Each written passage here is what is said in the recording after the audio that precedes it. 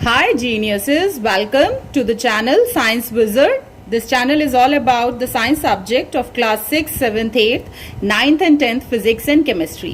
और अगर आप नए हैं मेरे चैनल पे तो आप इस चैनल को सब्सक्राइब कर सकते हैं साइंस के ऐसे ही और वीडियोस के लिए। और अगर आपको ये एक्सप्लेनेशन पसंद आता है तो you can press the like button and you can share this video with your family, friends and the classmates. So let's start the today's topic. और जो टॉपिक हम आज डिस्कस करने वाले हैं that is the structure of matter, chapter number 3, class 7। Okay, so structure of matter means सबसे पहली चीज जो हमें समझनी है, मैटर क्या होता है। So anything which has mass and occupies space is considered as a matter. So इसका मतलब क्या है कि हमारे चारों तरफ जितनी भी चीजें हैं, हर चीज का कुछ ना कुछ मास है and it is occupying the space. Occupying the space means it has a volume. Okay, कोई भी सब्सटेंस जो जितना ऑक्यूपाई करता है स्पेस उसको हम कहते हैं उसका वॉल्यूम। ओके, तो every substance has a mass and has a volume and that's why it is considered as a matter. So अगर बात की जाए तो फिर मैटर क्या नहीं है। सो आपकी जो फीलिंग्स होती हैं they are not considered as a matter, है ना। आप किसी से 1 किलो प्यार करते हैं या फिर मैं 2 किलो गुस्सा हूं, ऐसे आप मेजर नहीं कर सकते हैं फीलिंग्स को, ठीक है, क्योंकि उनका मास नहीं होता and they don't occupy the volume and other than that all the things are considered as a matter.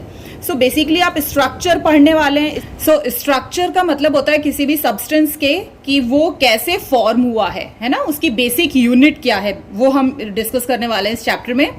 और आपको एक चीज समझनी है यहाँ पे, आपने अभी तक पढ़ा होगा कि जितने भी लिविंग ऑर्गेनिजम्स होते हैं उनका जो स्मॉलेस्ट यूनिट होता है that is considered as a cell, है ना। सो सिमिलरली जो मैटर होते हैं अगर आप उनको क्लासिफाई करेंगे तो you can classify them as living and non living things. तो जो लिविंग थिंग्स होते हैं उनका तो स्मॉलेस्ट यूनिट होता है सेल, बट जो नॉन लिविंग थिंग्स होते हैं which are considered as a matter, उनका जो स्मॉलेस्ट यूनिट होता है जिससे वो फॉर्म होते हैं that is considered as an atom. तो सबसे स्मॉलेस्ट यूनिट जिससे कोई भी मैटर फॉर्म होता है वो होता है एटम। अब दूसरी चीज कि हमें ये कैसे पता चला कि जो स्मॉलेस्ट यूनिट है वो एटम है।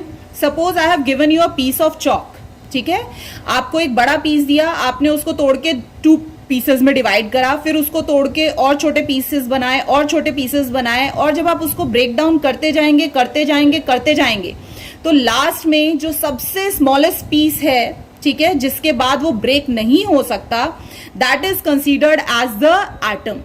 सो इससे हमें पता चला कि कोई भी सब्सटेंस जो होता है वो एटम से फॉर्म होता है। सो जो स्मॉलेस्ट यूनिट होती है वो एटम होती है। और ये बताया किसने था? The name of the scientist is John Dalton. Okay, अगर एटम सबसे स्मॉलेस्ट यूनिट है तो एटम्स जो होते हैं, कुछ एटम्स इंडिपेंडेंटली एग्जिस्ट कर सकते हैं बट कुछ एटम्स जो हैं वो इंडिपेंडेंटली एग्जिस्ट नहीं कर सकते। Now why is it so? So वो एटम इंडिपेंडेंटली एग्जिस्ट कर सकते हैं जो कि स्टेबल होते हैं, और जो एटम्स स्टेबल नहीं होते हैं वो इंडिपेंडेंटली एग्जिस्ट नहीं कर पाते हैं, ठीक है। तो जो एटम्स इंडिपेंडेंटली एग्जिस्ट नहीं कर पाते तो वो क्या करते हैं, because they are not stable, तो वो स्टेबल होने के लिए क्या करते हैं, वो दूसरे एटम के संग कंबाइन करते हैं and there is a formation of a bond, ठीक है। तो क्या होता है, एक एटम ये भी स्टेबल नहीं है और ये दूसरा एटम, मान लो ये दोनों एटम जो हैं वो इंडिपेंडेंटली एग्जिस्ट नहीं कर सकते because they both are not stable. तो ये दोनों अनस्टेबल एटम्स जो हैं वो एक दूसरे के संग कंबाइन करते हैं और उसके बाद दे फॉर्म अ मॉलिक्यूल, और ये मॉलिक्यूल जो होता है वो स्टेबल होता है and it can exist independently in nature, ठीक है। तो यहां पर जो एक चीज और ध्यान रखनी है आपको कि जब same kind of atoms combine करते हैं तो मॉलिक्यूल फॉर्म होता है, ठीक है। सेम काइंड ऑफ एटम का अगर मैं आपको एग्जांपल दूं तो आप सबने हाइड्रोजन गैस सुना होगा, ठीक है। तो आपने उसमें देखा है कि जब एक हाइड्रोजन जो है, this is single H represents the 1 atom of hydrogen. Single H क्या रिप्रेजेंट कर रहा है? 1 एटम ऑफ हाइड्रोजन, ठीक है। सो यहां पर जो हाइड्रोजन का एक एटम है वो इंडिपेंडेंटली एग्जिस्ट नहीं कर सकता। क्यों? क्योंकि वो स्टेबल नहीं है। तो वो क्या करेगा, वो एक और हाइड्रोजन एटम के संग कंबाइन करेगा क्यों? क्योंकि ये दोनों ही हाइड्रोजन एटम इंडिपेंडेंटली एग्जिस्ट नहीं कर सकते, तो ये दोनों एक दूसरे के संग कंबाइन करते हैं and they form a molecule that is H2.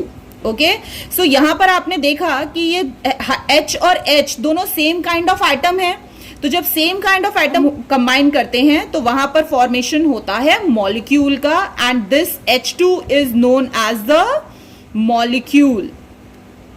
ठीक है, और जब ये ऐसे ही H2 के बहुत सारे, यहाँ पे सपोज करिए ये बहुत सारे मॉलिक्यूल्स हैं H2 के, यहाँ पे ये H2 लिखा हुआ है सब में.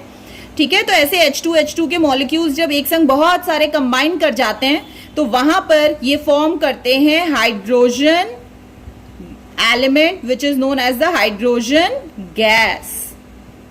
सो आई होप ये आपको समझ आया होगा कि जो एटम्स होते हैं वो इंडिपेंडेंटली एग्जिस्ट कर सकते हैं, इंडिपेंडेंटली एग्जिस्ट नहीं कर सकते.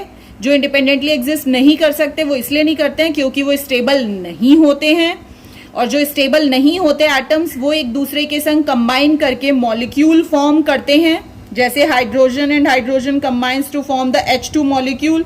Similarly oxygen and oxygen also combine to form the O2 molecule. और जब same kind of atoms combine करके मॉलिक्यूल बनाते हैं, और जब वो मॉलिक्यूल्स एक दूसरे के संग कंबाइन करके एलिमेंट फॉर्म करते हैं, तो इसका मतलब हमने क्या देखा कि जो एलिमेंट्स हैं वो फॉर्म करते हैं always same kind of atom से. ठीक है, एलिमेंट्स जो हैं उसमें हमेशा जो एटम्स होते हैं वो हमेशा एक ही तरह के होते हैं. अगर हाइड्रोजन एलिमेंट है तो it has all the atoms of hydrogen. अगर ऑक्सीजन एलिमेंट है तो it has all the atoms of oxygen. अगर आयरन एलिमेंट है तो it has all the atoms of iron. So ये चीज आपको क्लियर है. Now let's discuss the atoms which can exist independently. वो इंडिपेंडेंटली क्यों एग्जिस्ट कर पाते हैं? Because they are stable atoms. तो एग्जाम्पल्स की अगर बात करें तो helium, neon, argon, krypton, ज़ैनन, basically जितनी भी नोबल गैसेस हैं, ठीक है, नोबल गैसेस, इनके जितने भी एटम्स होते हैं they can independently exist in nature because they are stable. और जो एटम्स इंडिपेंडेंटली एग्जिस्ट कर सकते हैं वो एटम्स एक दूसरे के संग कंबाइन करते हैं. ठीक है, जैसे हीलियम, हीलियम, हीलियम, हीलियम, ये सब एक दूसरे के संग कंबाइन करके यहां पे बनाएंगे हीलियम एलिमेंट. सो इसका मतलब क्या है कि जो एलिमेंट है वो दो तरीके से फॉर्म होते हैं.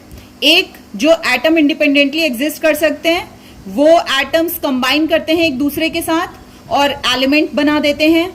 और जो इंडिपेंडेंटली एग्जिस्ट नहीं कर सकते वो पहले कंबाइन होते हैं एक दूसरे के साथ, पहले मॉलिक्यूल फॉर्म करते हैं और वो मॉलिक्यूल्स फिर कंबाइन होके एलिमेंट फॉर्म करते हैं. अगर आपसे पूछा जाता है कि एलिमेंट की वो कौन सी स्मॉलेस्ट यूनिट है जो कि टेक पार्ट करती है केमिकल रिएक्शन में, तो दैट इज द एटम.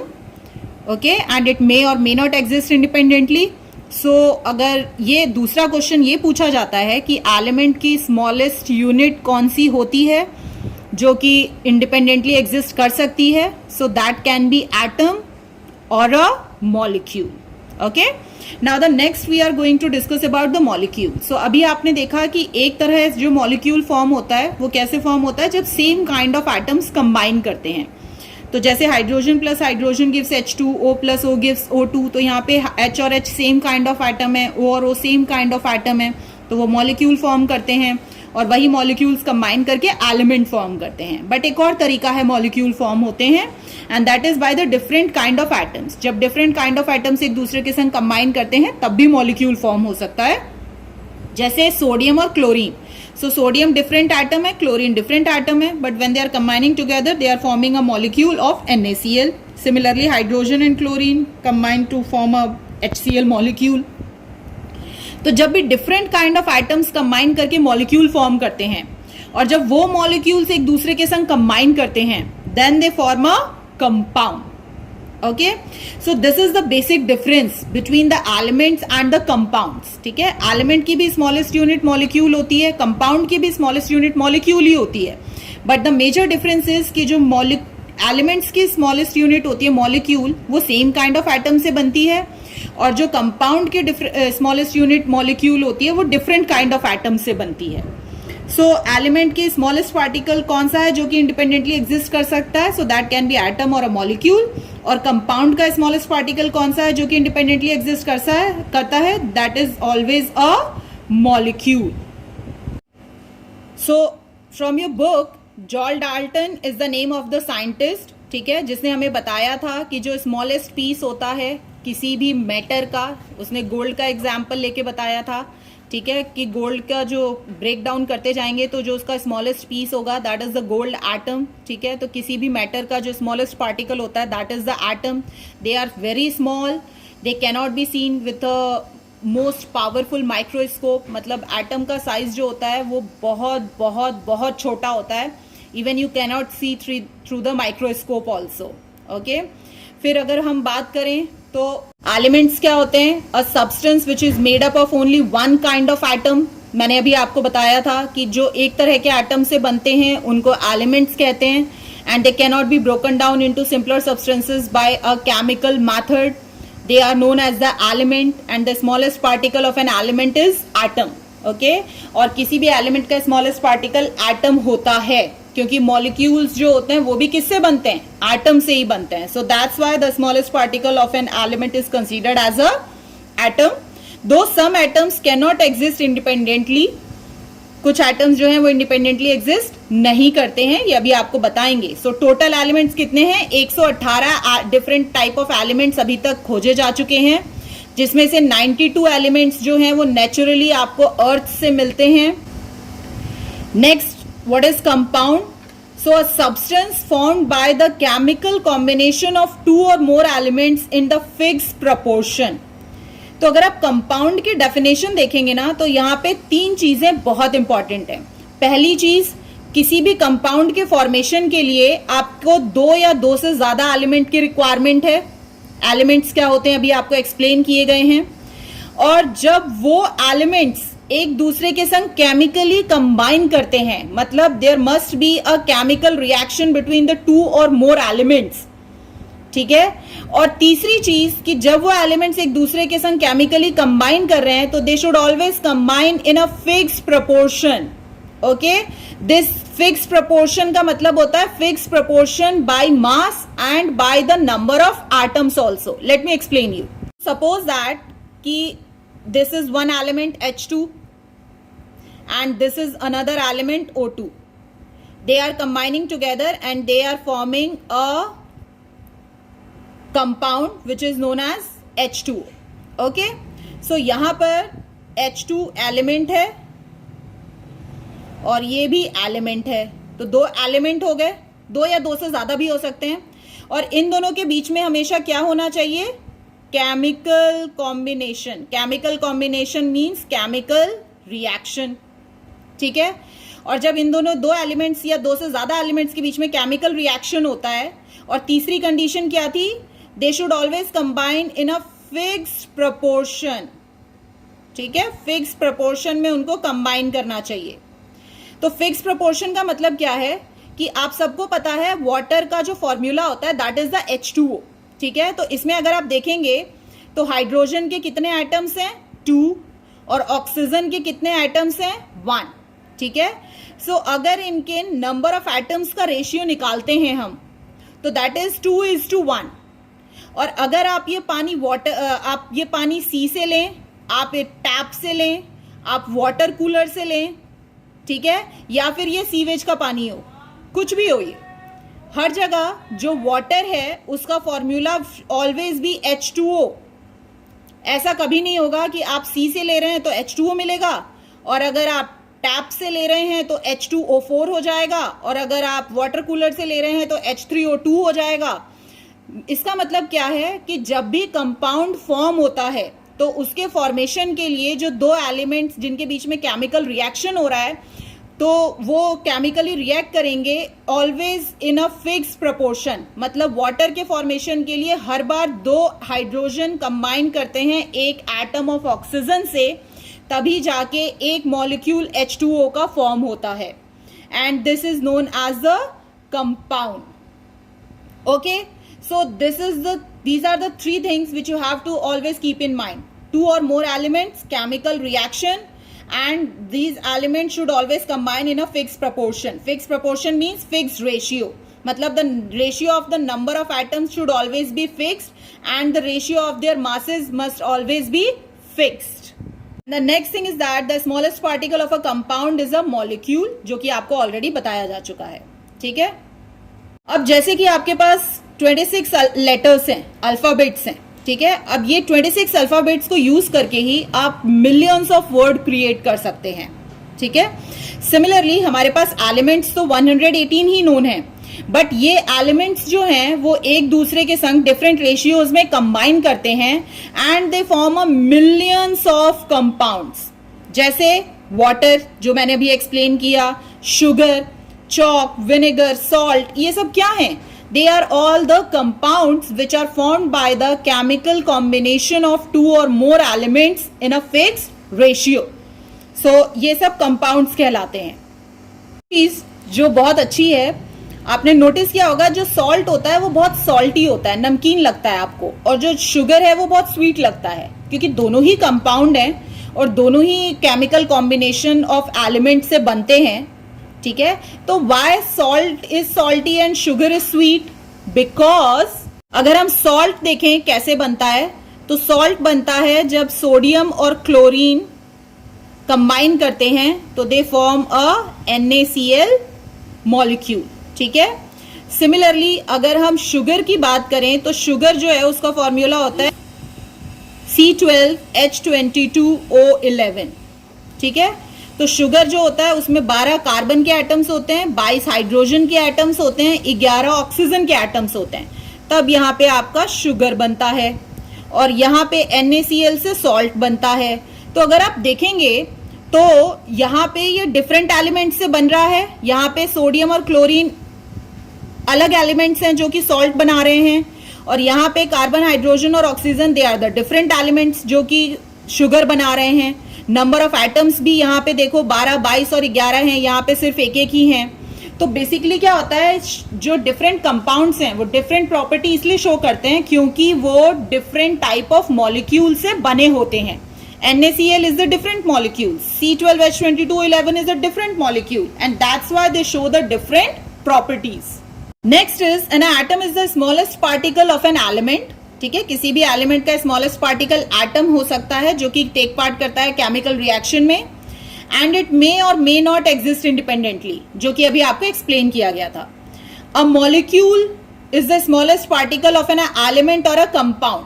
ठीक है. तो मैंने आपको बताया था कि जो एटम्स इंडिपेंडेंटली एग्जिस्ट नहीं कर सकते वो मॉलिक्यूल के फॉर्म में एग्जिस्ट करते हैं. तो मॉलिक्यूल जो होता है वो स्मॉलेस्ट पार्टिकल एलिमेंट का भी हो सकता है, और कंपाउंड का तो स्मॉलेस्ट पार्टिकल मॉलिक्यूल ही होता है जो कि नॉर्मली एग्जिस्ट करता है independently. And it is so fascinating that कि जो हाइड्रोजन है दैट इज अ गैस. ठीक है. एंड ऑक्सीजन जो है वो भी गैस है. बट जब हाइड्रोजन और ऑक्सीजन गैसेस एक दूसरे के संग कंबाइन करती हैं तो वो फॉर्म करती हैं वाटर, जो कि लिक्विड स्टेट में होता है. सो इसका मतलब क्या है कि जब भी दो एलिमेंट्स केमिकली कंबाइन करके कोई नया सब्सटेंस फॉर्म कर रहे हैं तो वो जो नया सब्सटेंस है वो टोटली डिफरेंट प्रॉपर्टी शो करता है जिन एलिमेंट से वो मिलके बना है. इसका मतलब कि जो हाइड्रोजन और ऑक्सीजन कंबाइन करके वाटर बना रहे हैं तो जो H2O है उसकी प्रॉपर्टी बिल्कुल ही डिफरेंट होगी हाइड्रोजन और ऑक्सीजन एलिमेंट से. सिमिलरली जो एटम्स होते हैं two poisonous substance like sodium and chlorine. ठीक है. सोडियम भी पॉइजनस है, क्लोरीन भी पॉइजनस है, बट ये दोनों कंबाइन करके सॉल्ट बना देते हैं जो कि आप अपने घर में यूज कर रहे हैं एवरीडे.